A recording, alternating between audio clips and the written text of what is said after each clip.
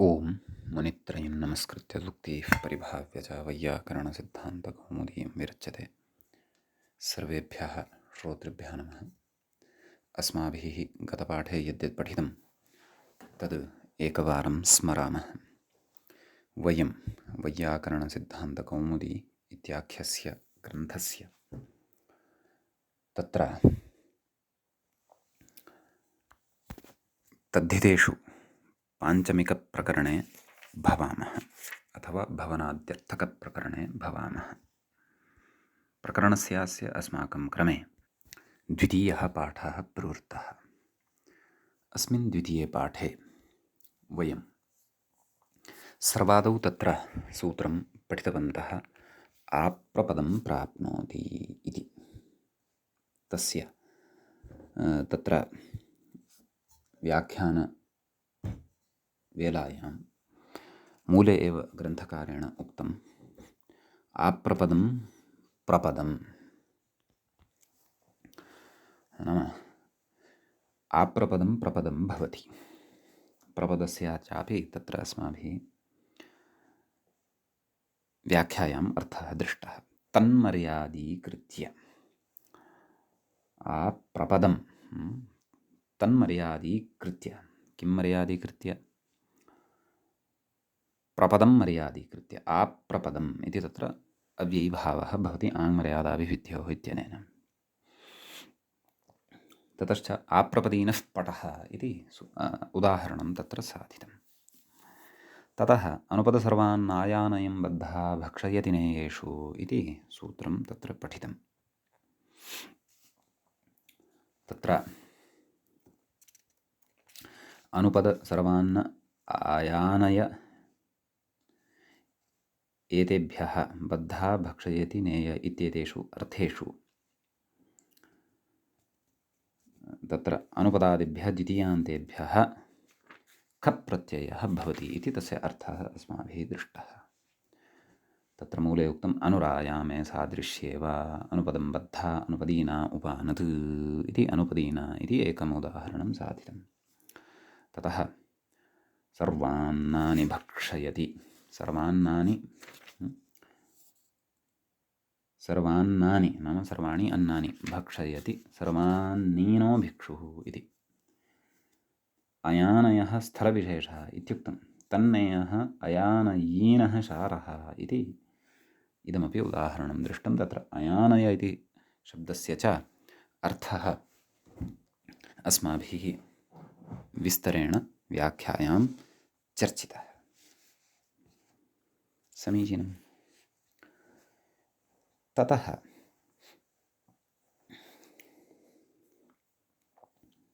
तत्र अनुभवति इति सूत्रम् अग्रिमम् अस्माभिः पठितम्। परांश्चावरांश्चानुभवति इति परोवरीणः। अवरस्य उत्वं सूत्रे निपात्यते इति तत्र उक्तम्। अतः परोवर इति श्रूयते। वस्तुतः विग्रहवेलायां तु पर अवर इत्येव शब्दः तत्र स्वीक्रियते। ततः परांश्च परतरांश्च अनुभवति पारम्परीणः इति रूपम् अस्माभिः अग्रिमं साधितम्।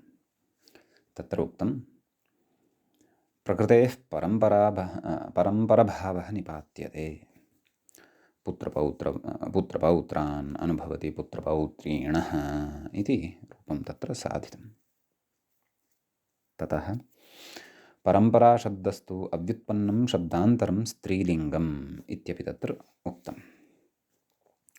तस्मादेव स्वार्थे षै पारम्पर्यम् इति रूपं सिद्धं भवति इति उक्तम्। ततश्च तत्र पारोवर्यवत् इति प्रयोगः साधु वा असाधुः वा इत्यपि चिन्तनं तत्र अस्माभिः कृतं।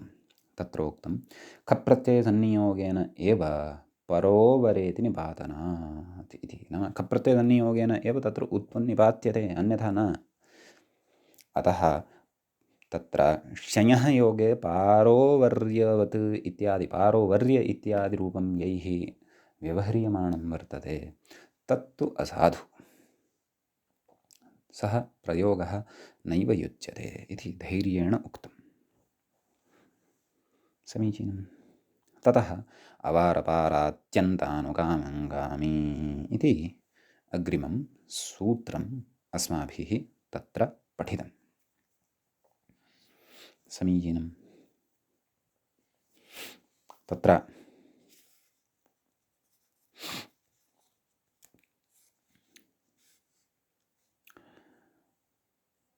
अवारपारङ्गामी अवारपारीणः इति उदाहरणं दृष्टम्। अत्र विपरीतादपि विगृहीतादपि भवति इति व्याख्यानात् इति सिद्धान्तः अत्र व्याख्यायाम् अस्माभिः पठितः।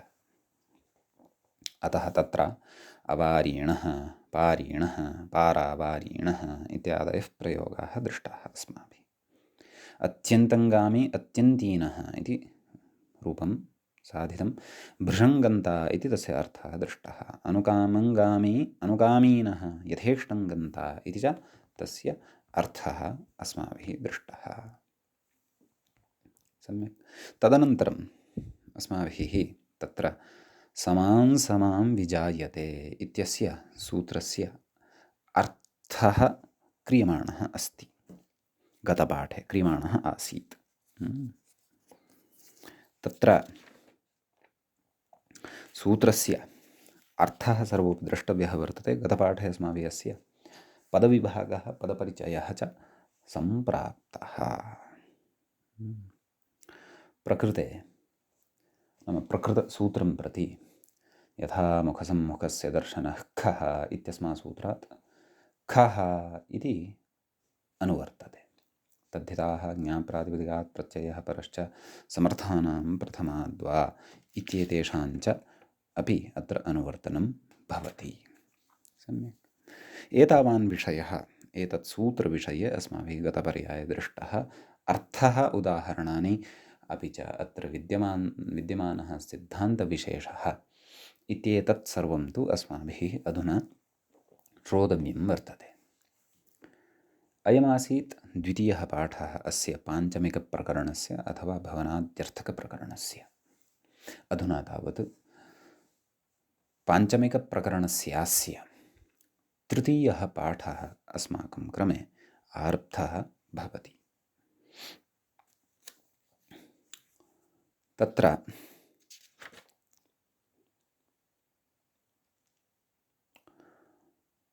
सूत्रस्य अर्थं यदि चिन्तयामः तर्हि समायां समायाम्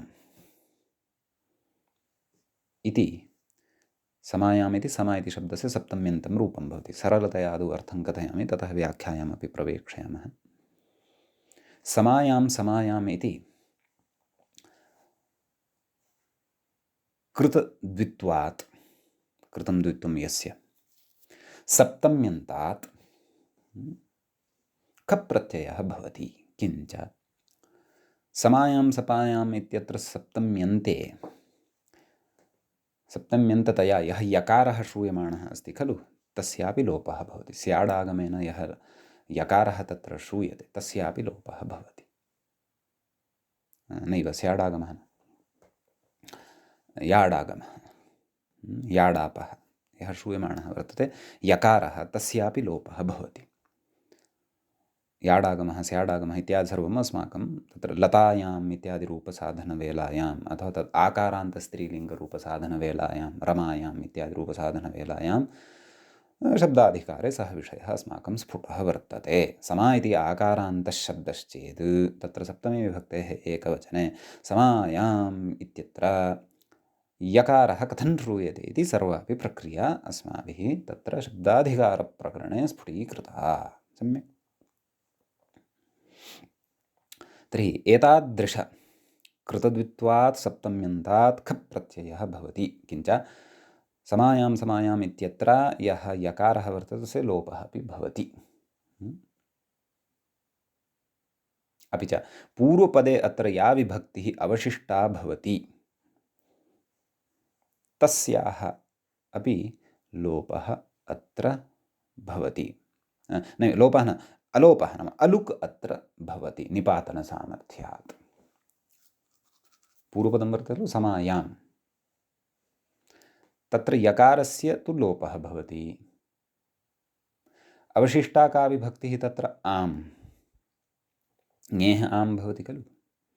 आम् इति न, वस्तुतः मूलतः विभक्ति तु ङी इति, तस्याः आम् इति आदेशः भवति ङेराम्नद्याम्नेभ्यः, तस्य याडागमः भवति। एवं खलु। समा य आम्, समा या आम्, या आम् इत्यत्र दीर्घः भवति, समा याम् इति भवति। तर्हि यकारस्य तु लोपः भवति। अवशिष्टा या विभक्तिः, का अवशिष्टा? आम् इति। सा तु तथैव तिष्ठति, तस्याः लुक् न भवति, तस्याः तु अलुग् एव भवति। यतः लक्ष्यं किम् अस्ति? लक्ष्यं साधनीयमस्ति अस्माभिः। समां समीना गौः, प्रयोगः कः? समां समीना इति प्रयोगः अस्माभिः तत्र साधनीयः वर्तते। समीचीनम्। अस्तु, सामान्यतया सरलतया किञ्चित् सूत्रार्थः मया अत्र उक्तः। विशेषस्तु अधुना तत्र प्रकृते ग्रन्थे अस्ति, अस्माभिः द्रष्टव्यः। कथयति विपूर्वकः नाम विजायते, विजायते इति क्रियापदविषये परिचयं यच्छन् अस्ति। विपूर्वकः जनिर्गर्भविमोचने वर्तते। विपूर्वकः जनीप्रादुर्भावे इति वस्तुतः धातुः, अत्र इकानिर्देशः कृतः व्याख्यातः। जनिः अर्थात् जनीप्रादुर्भावे इति धातुः यः वर्तते सः गर्भविमोचने वर्तते, गर्भविमोचनार्थे प्रसवार्थे वर्तते इति भावः। सम्यक् कथयति विजायते अर्थात् कथयति तत्र गर्भं विमुञ्चति इत्यर्थः। विजायते कोऽर्थः? गर्भं मुञ्चति, विमुञ्चति, गर्भत्यागं करोति अथवा प्रसवप्रक्रियां करोति, नाम शिशोः उत्पत्तिम् अथवा शावकादिकस्य उत्पत्तिं करोति इति भावः। कथयति अग्रे धात्वर्थेनोपसङ्ग्रहादकर्मकः। अयं धातुः धात्वर्थेन उपसङ्ग्रहवशात् अकर्मकः भवति। अस्मिन् विषये किञ्चित् अस्माभिः कारकप्रकरणे श्रुतं, भवन्तः स्मरेयुः। तत्र धात्वर्थेनोपसङ्ग्रहात् धातोरर्थान्तरे वृत्तेः धात्वर्थेनोपसङ्ग्रहात् प्रसिद्धेरविवक्षातः कर्मणो कर्मिका क्रिया, सकर्मकक्रिया अपि अकर्मकक्रिया कथं सम्भवति? तत्र चत्वारः प्रकाराः उक्ताः। धातोः अर्थान्तरे वृत्तेः धात्वर्थेनोपसङ्ग्रहात् किञ्च प्रसिद्धेः इति तृतीयं कारणम्, अविवक्षातः इति चतुर्थं कारणं, प्रसिद्धेरविवक्षातः कर्मणो कर्मिका क्रिया, सकर्मकक्रिया अपि अकर्मकतां प्राप्नोति एभिः चतुर्भिः कारणैः। सम्यक्।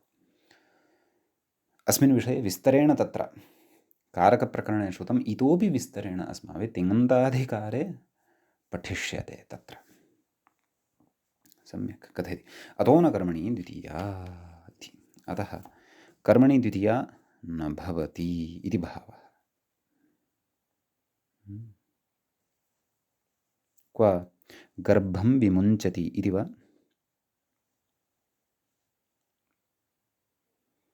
धात्वर्थेनोपसङ्ग्रहात् अकर्मकः इत्युक्तं कः धातुः? जनिः इति वा?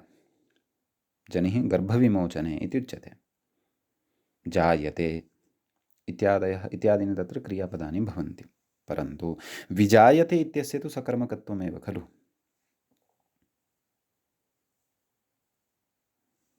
गर्भं विमुञ्चति, अत एव एतादृशः अर्थः तत्र लभ्यते। प्रायः जनिधातोः विषये व्याख्याता अत्र कथयन् अस्ति। केवलस्य जनिधातोः योगे तु कर्मणि द्वितीया न सम्भवति तस्य अकर्मकत्वात्, परन्तु विजायते इत्यादिषु तु सकर्मकत्वं दृश्यते खलु, अत एव एतादृशः अर्थः तत्र गृहीतः खलु, किं गर्भं विमुञ्चति इति। अत एव च समां समां विजायते, प्रायः विजायते इत्यस्य तु अकर्मकत्वमेव, परन्तु तस्य अर्थविवरणवेलायां तु सकर्मकत्वं स्वीकृतं, किं गर्भं विमुञ्चति, एवं किल। तर्हि अकर्मकत्वं चेत् तर्हि समां समाम् इत्यत्र द्वितीया कथं कथयेत् कदाचित् अग्रे वक्ष्यते। अस्तु, सद्यः एतावान् विचारः भवतु, अग्रे किं कथयति पश्यामः। गर्भविमोचनेन कृत्स्नायाः समायाः अव्यापनात् अत्यन्तसंयोगलक्षणा द्वितीयापि न भवति, किन्तु सप्तम्येव। ओहो, सत्यं सत्यं सत्यं, समां समाम् इति द्वितीया नास्ति। समां समाम् इति तु सप्तमी अस्ति। समां समां विजायते इति। कथं सप्तमी, तत् किञ्चित् पूर्वम् उक्तं, विस्तरेण अग्रे स्पष्टीभविष्यति।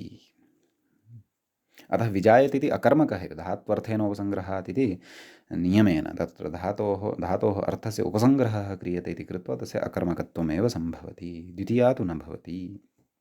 किञ्च उक्तमेव खलु, गर्भविमोचनेन कृत्स्नायाः समायाः अव्यापनात्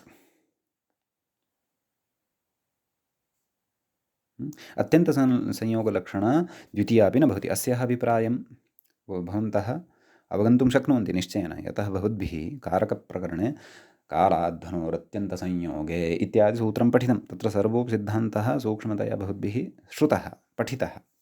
तर्हि पश्यन्तु, यदि तु गर्भविमोचनप्रक्रिया समाः शब्दः संवत्सरार्थे प्रयुज्यते, संवत्सरार्थे प्रयुज्यते। एकसंवत्सरं यावदपि गर्भविमोचनप्रक्रिया भवति वा? न खलु। गर्भविमोचनप्रक्रिया अधिकाधिकम् अर्धघण्टा वा 15 निमेषाः वा। वस्तुतः गर्भविमोचनाय तु केचन निमेषाः अपेक्षिताः भवन्ति, एवं किल। अतः किं समां यावदपि, नाम समाख्यः यः कालः अथवा समापरिमितः यः कालः, किं तस्मिन् सर्वस्मिन्नपि अनवरततया अत्यन्तसंयोगे सति तत्र गर्भविमोचनं जायते वा? न खलु। तदेव कथयति, कृत्स्नायाः समायाः अव्यापनात्, कृत्स्नायाः अपि समायाः व्यापनत्वं न भवति, तावान् कालः तत्र व्यापितः न भवति अथवा अतीतः न भवति, अनवर्ततया अत्यन्तसंयोगतया गर्भविमोचनाय। अतः तत्र अव्यापनत्वमेव वर्तते, अव्यापनात् अत्यन्तसंयोगलक्षणा द्वितीयापि न भवति, अत्यन्तसंयोगो नास्ति खलु, अतः तादृशी द्वितीयापि तत्र न सम्भवति, किन्तु सप्तम्येव। अतः तत्र सप्तमी विभक्तिः एव भवति। अतः समां समाम् इति मूले तत्र यत् पदं दृश्यते तत्पदं वस्तुतः सप्तम्यन्तं वर्तते। तर्हि किमर्थं समायाम् इत्येवं रीत्या न श्रूयते? एवं खलु, तद्विषये ईषदुक्तं, विस्तरेण तु भवन्तः अग्रे पठिष्यन्त्येव इत्यपि उक्तं। समीचीनम्। अग्रे किं कथयति तत् पश्यामः।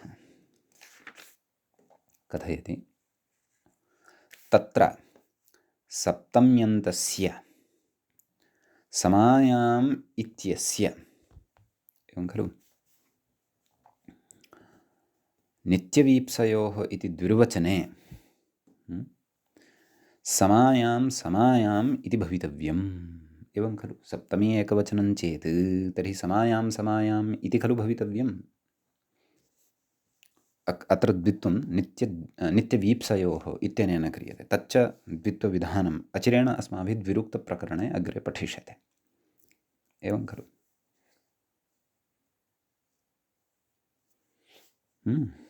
कथयति, तत्र पदद्वयमपि यकारलोपसहितं निर्दिश्यते, समां समाम् इति। नाम सप्तमी विभक्तौ निष्पन्नं यत् पदं भवति खलु, समायां, तत्र यकारः यदि अपाकृतः किम् अवशिष्यते? समा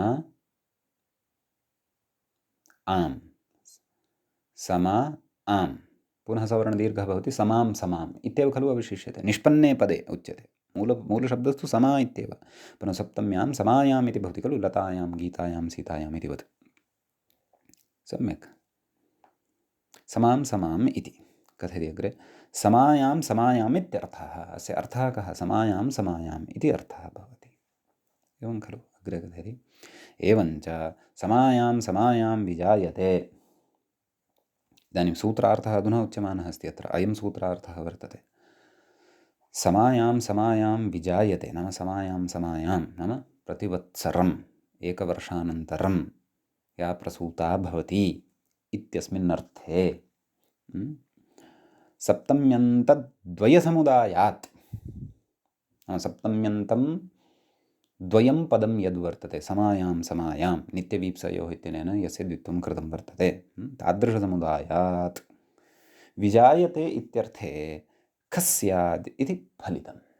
नाम विजायते इत्यस्मिन्नर्थे खप् प्रत्ययः भवति इति अत्र अर्थः फलितः भवति। सम्यक्। अग्रे कथयति। ननु सप्तम्यन्तद्वयसमुदायात् खप् प्रत्ययोत्पत्तौ तदन्तस्य समुदायस्य नाम खप् प्रत्ययान्तस्य समुदायस्य प्रातिपदिकत्वात्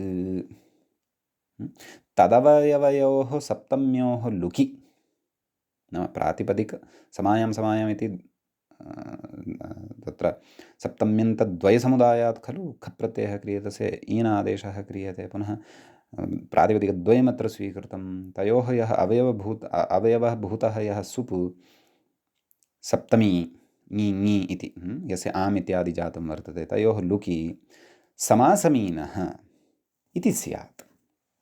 एवं खलु। समायां समायाम् इत्यत्र विभक्तिः यदि लुप्ता तर्हि मूलशब्दः एव खलु अवशिष्यते समा। तर्हि समा समा इति शब्दात् कृतद्वित्वात् खप् प्रत्ययः स्यात्। तदा समा समा ईन समा समा इत्यत्र आ इति यः वर्तते अपरसमा इत्यस्य द्वितीयसमा इत्यस्य यः आकारः वर्तते तस्य लोपे सति समासम ईन समासमीन। एवं खलु। एतेन तस्य नाम यस्य चैतन्येन आकारस्य लोपे सति समासम ईन समासमीन इति रूपं स्यात्। तत्तु अनिष्टं, तन्न इष्यते। इष्यते किं? तदेव कथयति। इष्यते तु समान् समीनेति। यः प्रयोगः इष्यते सः प्रयोगः समान् समीन इति वस्तुतः अस्माकम् इष्टं। समासमीन इति न, समान्तर्मध्ये अनुस्वारः विभक्तियुक्तः आम् इति तत्र श्रूयेत इति भावः। तत्र कथयति। किं कथयति? यलोप इति मूले पश्यन्तु। यलोपः अवशिष्टविभक्तेः अलुक्च पूर्वपदे निपात्यते इति। यलोपः समायाम् इति निष्पन्ने पदे यः यकारः वर्तते अवशिष्टविभक्तेः अलुक्च यलुप्तः तर्हि अवशिष्टायाः विभक्तेः किं स्वरूपं तत्र दृश्यमानं वर्तते? आम् इति। समायाम् इत्यत्र यां मूलशब्दः तु प्रकृतिः तु समा, याम् इति एतावान् भागः यः सः प्रत्ययस्य भागः, यतः प्रत्ययस्य एव याडागमः तत्र कृतः भवति। स च तत्र यदागमन्यायेन तस्य प्रत्ययस्यैव अवयवभूतः भवति। यदागमास्तद्गुणीभूतास्तद्ग्रहणेन गृह्यन्ते इति न्यायेन तस्य प्रत्ययस्य एव अङ्गभूतः भवति, अवयवभूतः भवति। एवं खलु। अतः तस्य तु अलुक्, सः न लुप्यते इति। तत्र मूले उक्तं पूर्वपदे निपात्यते। कथयति अग्रे व्याख्यातारं पश्यन्तु। पूर्वपदे विभक्ते तस्य यकारस्य लोपः। समायां समायाम् इत्यत्र पूर्वपदं किं? प्रथमं समायाम् इति पूर्वपदं। यकारस्य लोपः अवशिष्टस्य विभक्त्यंशस्य, आम् इति यः विभक्त्यंशः अवशिष्टः तस्य अलुक् च निपात्यते इत्यर्थः। तस्य अलुक् अत्र निपात्यते। सम्यक्। भाष्ये तु यलोपनिपातनात् अवशिष्टविभक्त्यंशस्य न लुक् इत्युक्तं। तत्र अयमेव विषयः प्रकारान्तरेण एवम् उक्तः वर्तते। ननु समां समाम् इति निर्देशात् मूले समां समाम् इति निर्देशः खलु कृतः इति निर्देशात् उत्तरपदेपि यकारलोपः अवशिष्टविभक्त्यंशस्य अलुक् च स्यात्। उत्तरपदेपि यकारलोपः तु भवत्येव, परन्तु अवशिष्टविभक्त्यंशः यः वर्तते तस्य च अलुक् स्यात्। आमां, यकारलोपः अपि च अवशिष्टविभक्त्यंशः इति कार्यद्वयं तत्रापि स्यात् इत्यतः पूर्वपदे इति मूले पश्यन्तु, पूर्वपदे निपात्यते। नाम इदं सर्वं पूर्वपदे एव निपात्यते, उत्तरपदे न निपात्यते।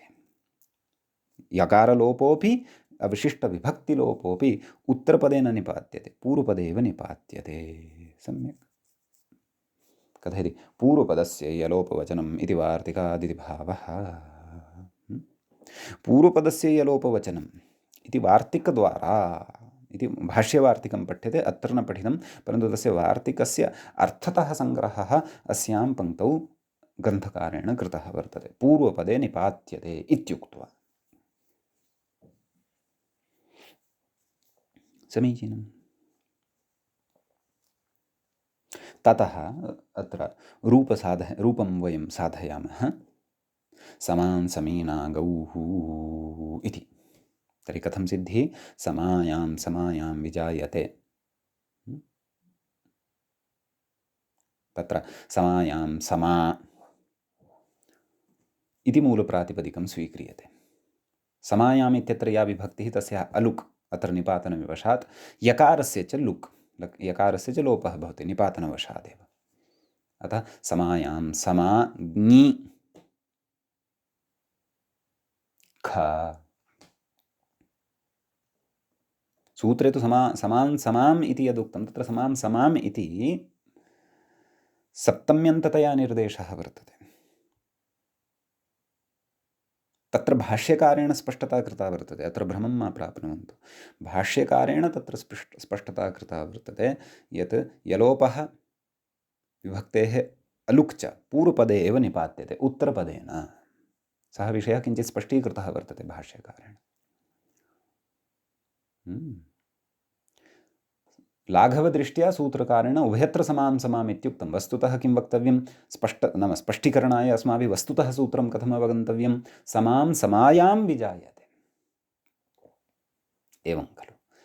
अतः मूलप्रातिपदिकमत्र नाम द्वितीयान्तं सप्तम्यन्तमत्र समां समायाम् इति अलौकिकविग्रहवेलायां, लौकिकविग्रहवेलायां समां समा ङि ख सुप् लुक्, एतेन केवलस्य ङि इत्यस्य एव लुक् भवति। का स्थितिः? समां समा ख ईनादेशः, समां समा ईन, यस्य चैतन्येन आकारलोपः, समां सम ईन, समां समीन, का गौः।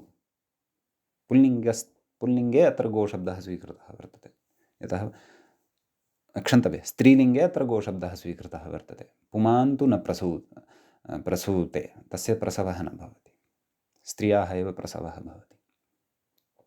सम्यक्। अतः समां समीन इत्यस्मात् स्त्रियां टाप् अदन्तत्वात् समां समीना सुप्रत्ययः हल्ङ्यादिनासोर्लोपे सति समां समीना इति रूपं तत्र सिद्धं भवति। सम्यक्।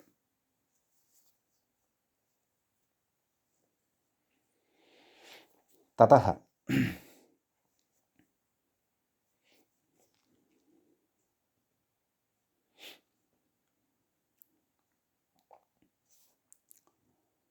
अग्रे उच्यते, समां समीना इति रूपं तु साधितम्।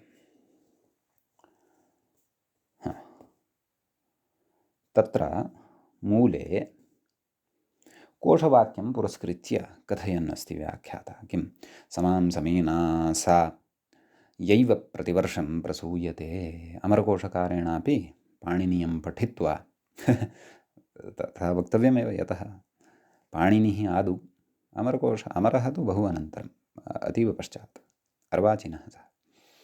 अतः अमरसिंहेनापि तत्र एवं रीत्या सर्वं व्युत्पत्त्यादिकं भाष्यञ्च दृष्ट्वा तत्र श्लोकः लिखितः, समां समीना सा यैव प्रतिवर्षं प्रसूयते, या प्रतिवर्षं प्रसूता भवति, सा तादृशी गौः समां समीना इत्युच्यते। सम्यक्।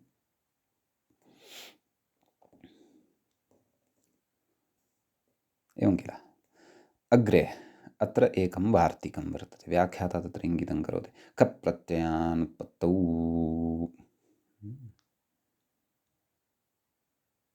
अग्रे वार्तिकं मूले पश्यन्तु। खप् प्रत्ययानुत्पत्तौ यलोपो वा वक्तव्यः इति। नाम खप् प्रत्ययानुत्पत्तौ सप्तम्यन्तमिदं पदं, सप्तमीविभक्तेः एकवचनं, यलोपः इति प्रथमान्तं, प्रथमाविभक्तेः एकवचनं, एकवचनान्तं वा इति अव्ययं वक्तव्यः इति तत्र प्रथमान्तं पदं भवति। सम्यक्। तत्र खश्चासौ प्रत्ययश्च खप् प्रत्ययः, खप् प्रत्ययस्य अनुत्पत्तिः खप् प्रत्ययानुत्पत्तिः, न उत्पत्तिः अनुत्पत्तिः, एवं विग्रहाः ज्ञेयाः। यस्य लोपः यलोपः। एवं किल। कः वार्तिकस्य अर्थः? व्याख्याता तत्र कथयति पदद्वयेऽपि इति शेषः इति। नाम खप् प्रत्ययस्य अनुत्पत्तिः नाम उत्पत्तिः यस्मिन् पक्षे न भवति। एवं खलु। कस्मिन् पक्षे न भवति? पक्षे वाक्यमपि भवति खलु, तद्धितप्रत्ययः नित्यतया भवति इति न खलु। समर्थानां प्रथमा द्वा इति अत्रापि आगच्छति खलु। अतः तद्धितप्रत्ययप्रवृत्त्यर्थम् एतावता अस्माभिः पठितम्, एतावता सर्वत्रापि तद्धितप्रत्ययः विकल्पेन एव खलु विहितः, अत एव लौकिकविग्रहोऽपि सम्भवति किल। अतः खप् प्रत्ययानुत्पत्तौ नाम यस्मिन् पक्षे खप् प्रत्ययस्य उत्पत्तिर्न भवति वाक्यदशायां, तत्र यलोपो वा वक्तव्यः, यकारस्य लोपः विकल्पेन वक्तव्यः। एतदर्थमपि तत्र एतदर्थमेव वस्तुतः सूत्रकारेण तत्र समां समाम् इति उक्तम्। एवं खलु। कथयति अग्रे कथयति व्याख्याता, स्पष्टीकरोति, वार्तिकस्य अर्थं स्पष्टीकरोति। इह विभाषया कदाचित् खप् प्रत्ययाभावे नाम विकल्पेन महाविभाषा आगच्छति समर्थानां प्रथमाद्वा खप् प्रत्ययाभावे नाम खप् प्रत्ययः यस्मिन् पक्षे न भवति, अत्र वाक्यमेव भवति, अभावे सति समायां समायां विजायते इति वाक्यदशायां सप्तम्यन्तद्वये समायां समायाम् इति यद्दृश्यते यकारलोपो वा वक्तव्यः इत्यर्थः। यकारस्य लोपः विकल्पेन वक्तव्यः। अतः समां समां विजायते इत्यपि प्रयोगः, समायां समायां विजायते इत्यपि प्रयोगः सम्भवति इति भावः। समीचीनम्। ततः तदेव अत्रैव व्याख्याता अग्रे किं कथयन्नस्ति तत् पश्यामः। कथयति तत्र पदद्वयेऽपि निपातनादेव यकारलोपः सिद्धः इति, नाम वाक्यवेलायाम्। इदानीम् एषः विषयः इतोपि स्पष्टः भवति। कः? किमर्थं तर्हि समां समायाम् इति नोक्तं? यदि पूर्वपदस्य एव समां समीनः इत्यत्र यदि पूर्वपदस्य एव यकारस्य लोपः अविशिष्टायाः विभक्तेश्च अलुक्, उत्तरपदे तु तन्न इति यदि उच्यते, तर्हि समां समायां विजायते इति कुतः नोक्तम् इति चेत् वाक्ये तत्र विकल्पेन सूत्रकारस्य समां समाम् इत्यनयोः तत्र उभयत्रापि यकारस्य लोपः विभक्तेश्च अलुगु इष्टः। सम्यक्। तच्च स च सूत्रकारस्य अभिप्रायः अस्माकं कृते ऋषिणा कात्यायनेन बोधितः, अथवा वार्तिकेन एतेन अस्माकं कृते बोधितं। सम्यक्। निपातनात् कथयति तत्र पदद्वयेऽपि निपातनादेव यकारलोपः सिद्धः, सूत्रे उभयत्रापि तथोच्चारणात्। पश्यन्तु, सूत्रे तथा उच्चारितम्। अतः कथयति अग्रे विकल्पः एव तु यलोपस्य वाक्यदशायां वाचनिक इति बोध्यम् इति। विकल्पः एव यद्वर्तते तत्तु यलोपस्य वाक्यदशायां, नाम यलोपस्य यः विकल्पः वर्तते सः तु वाक्यदशायां वाचनिकः, वाक्यदशायां तत्र वाचिनः, नाम तत्र वाक्यदशायां सः विकल्पः भवति इति सूत्रकारेण समां समाम् इत्युक्त्वा सः वाचनिकः विकल्पः ध्वनितः वर्तते इति भावः उक्तः वर्तते। स च अभिप्रायः सूत्रकारेण अस्माकं कृते सरलीकृत्य बोधितः। समीचीनं। कथयति एतत् सर्वं भाष्ये स्पष्टम्। इदं सर्वं ग्रन्थकारः स्वपक्षान्न कथयन् अस्ति। सर्वम् इदं भाष्ये ऋषिणा प्रतिपादितं वर्तते पतञ्जलिना। सम्यक्। इति एतावान् विशेषः समान् समां विजायते इति सूत्रे वर्तते। सम्यक्। अस्मिन् सूत्रे इदानीं वयम् अग्रिमं सूत्रम् अत्र पठामः। अग्रिमं च सूत्रं भवति एवम्। अद्यश्वीनावष्टब्धे इति। अत्रापि सैद्धान्तिकाः विचाराः केचन वर्तन्ते, ते अवधानेन श्रोतव्याः। प्रकृते द्वे पदे स्तः अद्यश्वीन इति प्रथमं पदं लुप्तप्रथमाकं पदं भवति। अत्र प्रथमायाः लुक् जातः वर्तते। एवं खलु सुपां सुलुकुपूर्वसवर्णाच्छेया डाड्याया जालः इति। यतः छन्दोवत् सूत्राणि भवन्ति इति कृत्वा सूत्रेषु अपि विभक्तिलुक् अस्माभिः दरीदृश्यते। तत्र द्वितीयं पदं भवति अवष्टब्धे। अवष्टब्ध इति शब्दस्य सप्तमी विभक्तेः एकवचनान्तम् इदं पदं भवति अवष्टब्धे इति। समीचीनम्। ततः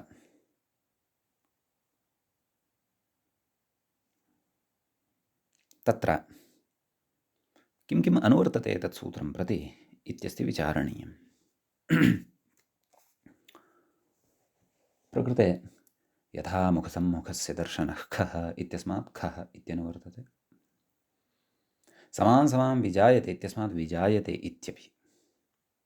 तद्धिताः ज्ञाप्रातिपदिकात् प्रत्ययः परश्च समर्थानां प्रथमात् वा इत्येते च अधिकाराः अत्र अनुवर्तन्ते। सम्यक्।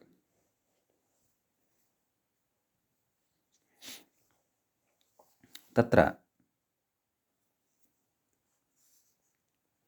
व्याख्याता कथयन् अस्ति एतं विषयम्।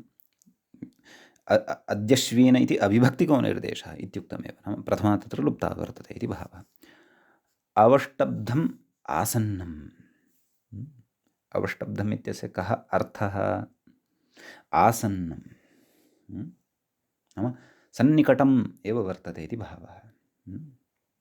कथयति अवाच्चालम्बनाविदूर्ययोः इति आविदूर्ये स्तम्भेः षत्वविधानात्।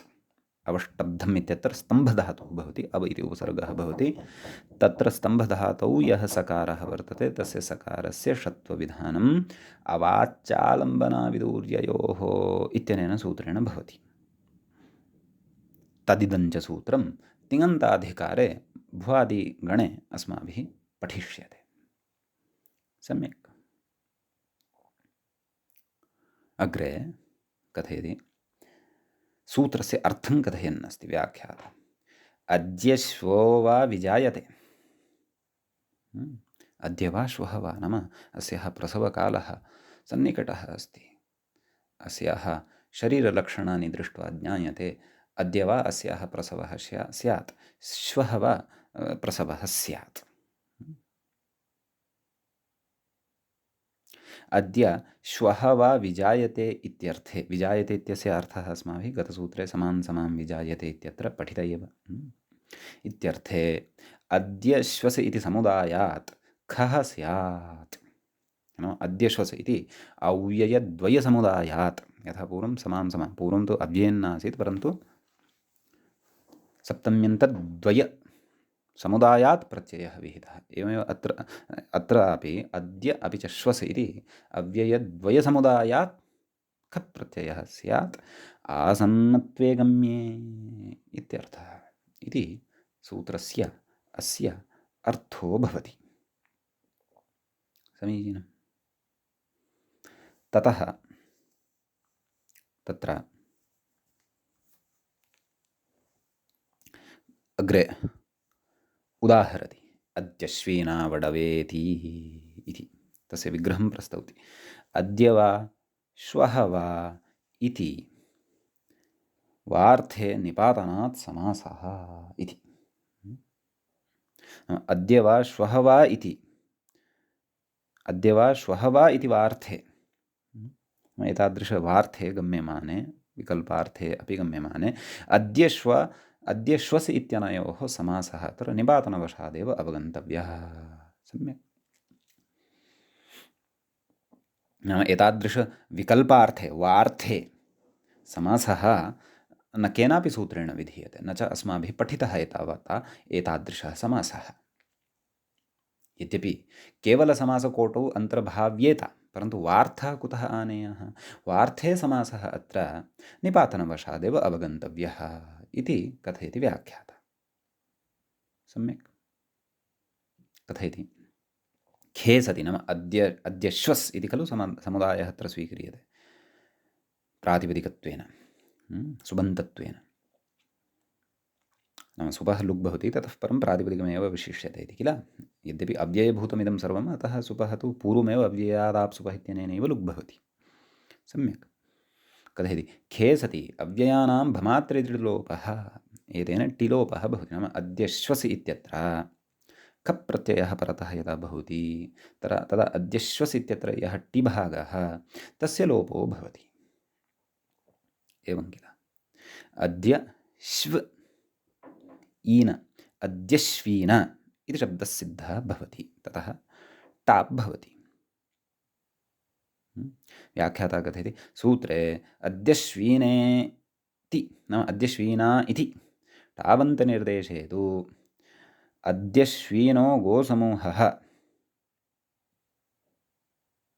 अद्यश्वीनं गोमण्डलम् इति न स्यात्।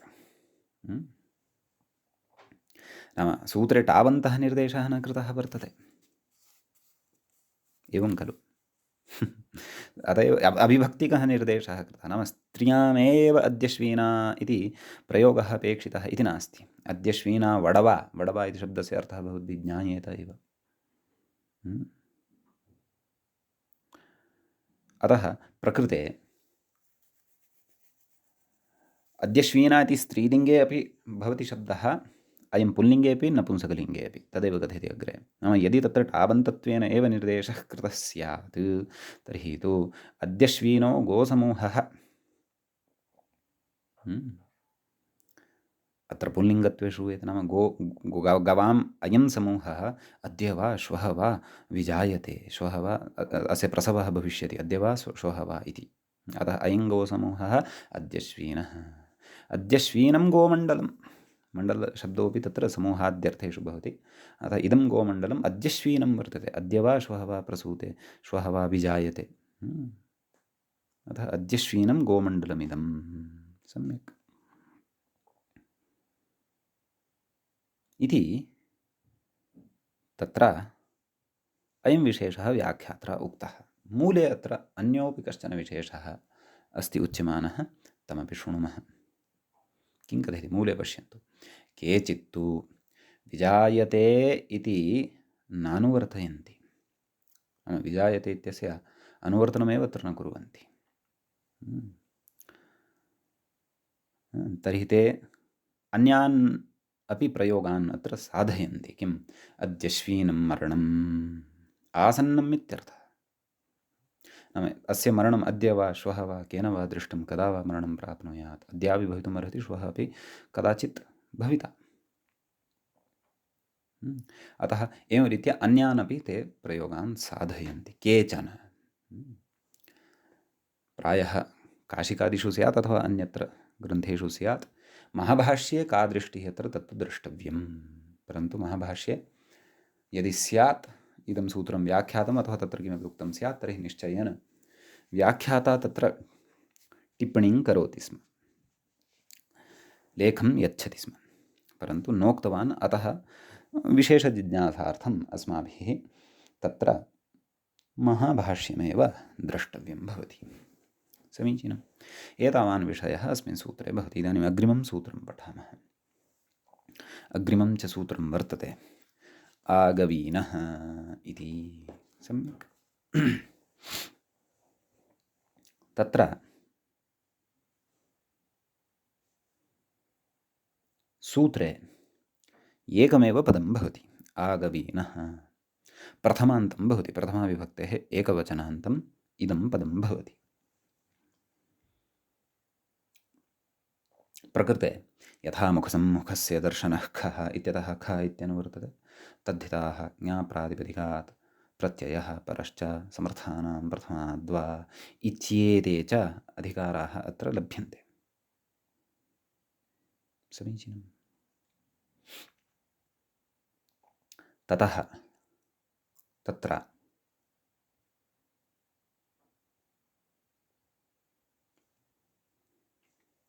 सूत्रस्य अर्थः कर्तव्यः वर्तते। तत्र आङ् उपसर्गपूर्वकात् गो इति शब्दात् खप् प्रत्ययः भवति, अथवा तस्य खप् प्रत्ययस्य निपातनम् अत्र क्रियते। एवं खलु, कर्मकरे वाच्ये इति। तत्र व्याख्यात्रा तत्र किञ्चित् इङ्गितं कृतं, कर्मकर इति मूले सूत्रार्थः उक्तः वर्तते। पश्यन्तु, आङ् पूर्वात् गोः कर्मकरे नाम कर्मकरार्थे खप् प्रत्ययः निपात्यते, खप् प्रत्ययस्य निपातनं क्रियते इति भावः। समीचीनम्। अग्रे कथयति, वार्तिकलभ्यमिदं नाम इदं वार्तिकद्वारा लब्धं वर्तते इति भावः। वार्तिकं किं नाम तत्र भाष्ये किमपि वार्तिकम् एतादृशम् उक्तं, नाम कर्मकरार्थे एव अत्र खप् प्रत्ययः आङ् उपसर्गात् गोशब्दात् वक्तव्यः। अत्र गवादीनाम् अर्थो न ग्राह्यः, कर्मकरार्थः अत्र ग्राह्यः इति भावः। तर्हि कर्मकरशब्दस्य कः अर्थः तत् कथयति व्याख्याता। भृतिं गृहीत्वा, एवं खलु, भृतिं गृहीत्वा यः कर्म करोति स कर्मकरः, सः कर्मकरः भवति इति भावः। सम्यक् कथयति। अत्र गोपालः विवक्षितः, नाम यद् उदाहरणं मूले प्रदत्तं वर्तते, तत्र उदाहरणं किं वर्तते पश्यन्तु। गोः प्रत्यर्पणपर्यन्तं यः कर्म करोति स आगवीनः इति। आङ् उपसर्गपूर्वकात् गोशब्दः भवति खप् प्रत्ययः, तस्य ईनादेशः। आ गो ईन इत्यवस्थायां तत्र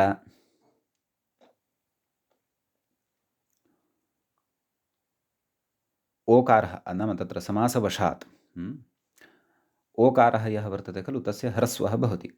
गोस्त्रियोरुपसर्जनस्य इत्यनेन ह्रस्वः भवति।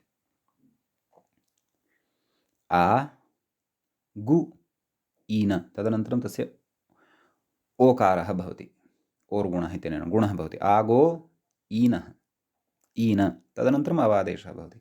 आगव ईन, आगवीन इति रूपं सिद्धं भवति। सुप्रत्ययः सस्य ऋत्विसर्गे सति आगवीनः इति सिद्ध्यति।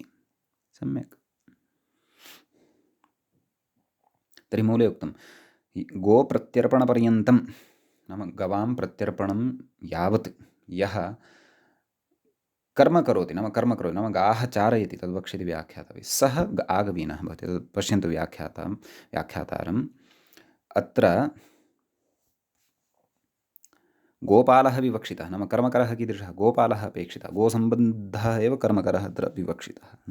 सः हि प्रातर्गाः गृहीत्वा नाम प्रातःकाले गाः गृहीत्वा आसायं चारयित्वा नाम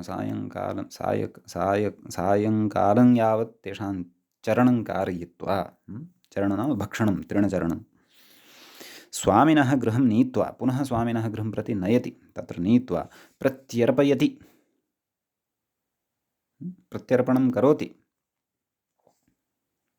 तदाह गोः प्रत्यर्पण इति मूले पठितमेव खलु अस्माभिः। गोः प्रत्यर्पणपर्यन्तं यः कर्म करोति सः आगवीनः। अग्रे गते गोशब्दः गोप्रत्यर्पणे लाक्षणिकः। अत्र गोशब्दः गोप्रत्यर्पणार्थे लाक्षणिको भवति इति भावः। आङ् मर्यादाविद्यो इति अव्ययीभावे, नाम आङ् उपसर्गपूर्वकात् गोशब्दस्य अत्र अव्ययीभावः वर्तते, अव्ययीभावसमासः भवति।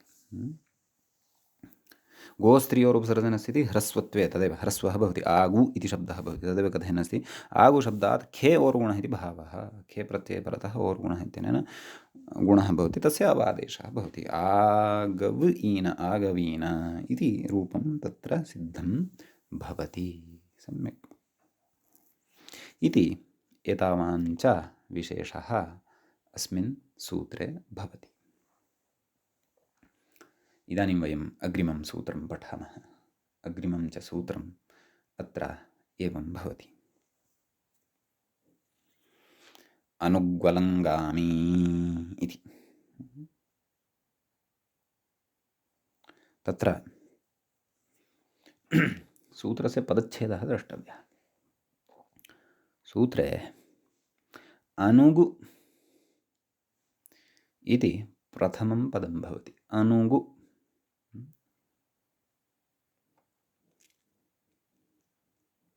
अलम्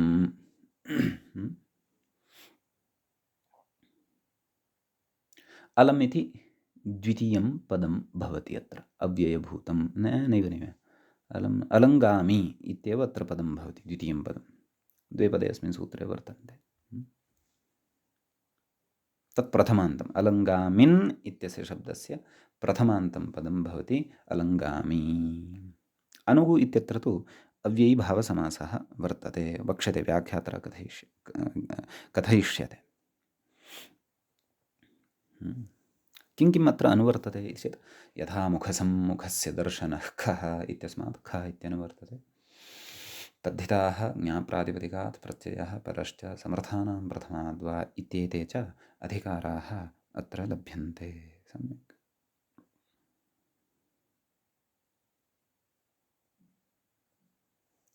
व्याख्याता कथयति अनुगु इति अविभक्तिको निर्देशः।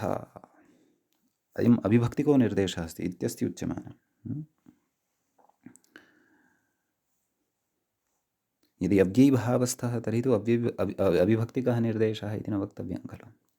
अव्ययीभावे तु अनुगु इत्येव पदं भवति तत्र तु विभक्तेः लुक् भवति। नाव्ययीभावादतों तु पञ्चम्याः इति पूर्वं पठितं वर्तते। अस्तु किं वक्तुम् इच्छति व्याख्याता पश्यामः अग्रे किं कथयति। गोः पश्चात् इति विग्रहे पश्चादर्थे अनोः अव्ययीभावे ह्रस्वत्वे अनुगुशब्दः। आम् तर्हि तथा चेत् तर्हि अविभक्तिकः निर्देशः इति वक्तव्यमिति नास्ति। अतः अव्ययीभावे तु विभक्तेः तत्र श्रवणमेव न भवति लुगेव भवति।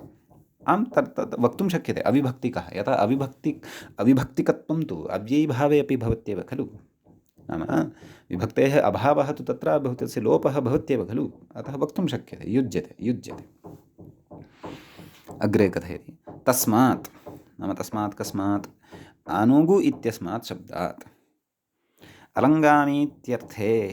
अलङ्गामी इत्यस्मिन् अर्थे खस्यादित्यर्थः नाम खप्रत्ययो भवति इति तस्य अर्थः भवति। सम्यक्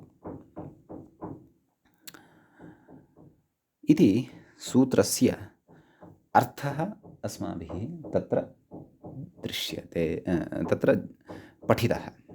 अलङ्गामि नाम तत्र सम्यक्तया सम्यक् प्रकारेण अथवा पर्याप्ततया यः गच्छति सः अलङ्गामि इति भवति। सम्यक् व्याख्याता अग्रे कथयति अत्र अनुगु इत्यस्य क्रियाविशेषणत्वात् द्वितीया एव समर्थविभक्तिः इति हरदत्तः। नाम अनुगु इति यद्वर्तते तत् क्रियाविशेषणत्वं भजते इति कृत्वा अनुगु इत्यस्मिन् तत्र द्वितीया विभक्तिः एव अत्र वर्तते इति हरदत्ताचार्यः पदमञ्जरी व्याख्याता कथयति। पदमञ्जरी व्याख्यायाः कर्ता कथयति। अग्रे कथयति कृद्योगषष्ठी इत्यन्ये एवं खलु। नाम एषा कृद्योगषष्ठी वर्तते इति अन्ये केचन कथयन्ति। गामिन् इत्यत्र गम् धातोः णिनि प्रत्ययः वर्तते स च कृत् प्रत्ययः वर्तते। अतः कृद्योगषष्ठी कर्तृकर्मणोः कृति एषा कृद्योगषष्ठी वर्तते इति केचन अन्ये कथयन्ति। मतद्वयमपि उपस्थापितं व्याख्यात्र। कथयति अलङ्गामि इत्यत्र अलन् शब्दस्य विवरणं पर्याप्तम् इति क्रियाविशेषणं। नाम अलम् शब्दस्य अर्थः पर्याप्तम् इति भवति, अतः तस्य क्रियाविशेषणत्वं स्वीक्रियते इति। अर्थः नाम उदाहरणं किं पश्यन्तु, तत्र मूले अनुगु गोः पश्चात् पर्याप्तं गच्छति, सः अनुगवीनो गोपालः इति। तर्हि अत्रापि अनुगु इति शब्दात् खप् प्रत्ययः, तस्य ईनादेशः अनुगु ईन। अनुगु इत्यत्र यः उकारः तस्य ओर्गुणः इत्यनेन गुणः भवति। अनुगो ईन अवादेशः अनुगव् ईन अनुगवीन, ततः सुप्रत्ययः सस्य ऋत्वे विसर्गे सति अनुगवीनः इति प्रयोगः तत्र सिद्धः भवति। सम्यक् इति एतावान् विशेषः अस्मिन् सूत्रे वर्तते। ततः तत्र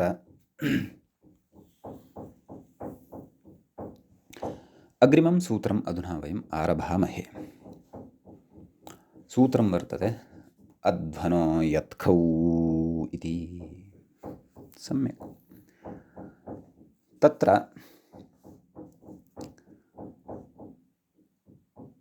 सूत्रे प्रथमं पदं भवति अध्वनः। अध्वन् इति मूलशब्दः भवति, तस्य पञ्चम्यन्तम् इदं पदं भवति अध्वनः। द्वितीयं पदं भवति यत्खौ। यच्च खश्च यत्खौ इतरेतरयोगद्वन्द्वः अस्मिन् पदे भवति। सम्यक् ततः प्रकृतसूत्रं प्रति किं किम् अनुवर्तते इति पश्यामः। अनुग्वलङ्गामि इत्यस्मात् सूत्रात् अलङ्गामि इत्यनुवर्तते। ततः तद्धिताः ज्ञाप्रातिपदिकात् प्रत्ययः परश्च समर्थानां प्रथमाद्वा इत्येते च अधिकाराः अत्र लभ्यन्ते। सम्यक्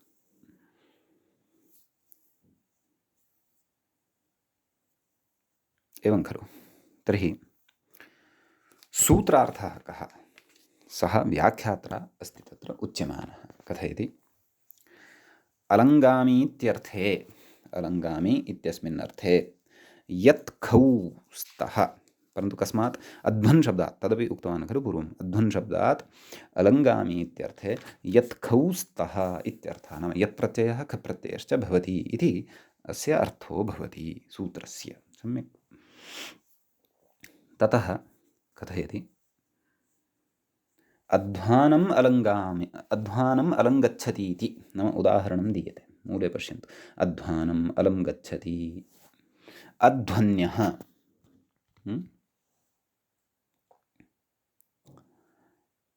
इति प्रयोगः यत् प्रत्ययपक्षे भवति। अध्वनीनः इति प्रयोगः खप् प्रत्ययपक्षे भवति। सम्यक् अध्वानम् अलं गच्छति इति विग्रहः। अध्वन् शब्दात् यत् प्रत्ययः खप् प्रत्ययश्च। अध्वन्यः अध्वनीनः इत्यत्र पश्यन्तु अग्रे। अत्र तद्धितप्रत्ययपरतः नस्तद्धिते इत्यनेन टिलोपः खलु प्राप्तः भवति। टिलोपः यदि प्राप्तः तर्हि अध्व इत्येव स्यात्। अन्न श्रूयेत तिभागः तत्र कथयति, स्मारयति पठितं सूत्रं। ये च अभावकर्मणोः आत्माध्वानौखे इति सूत्राभ्यां प्रकृतिभावः। एतत् सूत्रद्वयमपि अस्माभिः तत्र पूर्वं पठितं वर्तते। प्रकृतिभावविधायकम् इदं सूत्रद्वयमपि। यत्प्रत्ययपक्षे यकारादिप्रत्ययपरतः ये चाभावकर्मणोः इत्यनेन अन् इत्यस्य प्रकृतिभावः भवति। खप् प्रत्ययपक्षे आत्माध्वानौखे इत्यनेन प्रकृतिभावः भवति। इदं पठितं वर्तते। अतः क्रमशः आभ्यां सूत्राभ्याम् अत्र प्रकृतिभावः अवगन्तव्यः। अतः अध्वन्य अध्वन्य सुप्रत्ययः सस्य ऋत्वे विसर्गे सति अध्वन्यः इति प्रयोगः सिद्धः भवति। अध्वन् ख ईनादेशः, अध्वन् ईन अध्वनीन सुप्रत्ययः सस्य ऋत्वे विसर्गे सति अध्वनीनः इति च प्रयोगः तत्र सिद्धः भवति। सम्यक् इति एतावान् विशेषः अस्मिन् सूत्रे भवति। अग्रिमं सूत्रं वयम् अग्रिमे पाठे पठिष्यामः। अद्यतनस्य पाठस्य तावत् अत्रैव उपसंहरणं क्रियते। अत्रैव मङ्गलं कुर्मः। मुनित्रयं नमस्कृत्य तदुक्तिः परिभाव्य च वैयाकरणसिद्धान्त कौमुदीयं विरच्यते। एवञ्च तद्धितेषु पाञ्चमिकप्रकरणस्यास्य अथवा भवनाद्यर्थकप्रकरणस्यास्य अस्माकं क्रमे अयं तृतीयः पाठः सम्पन्नः। नमः सर्वेभ्यः श्रोतृभ्यः।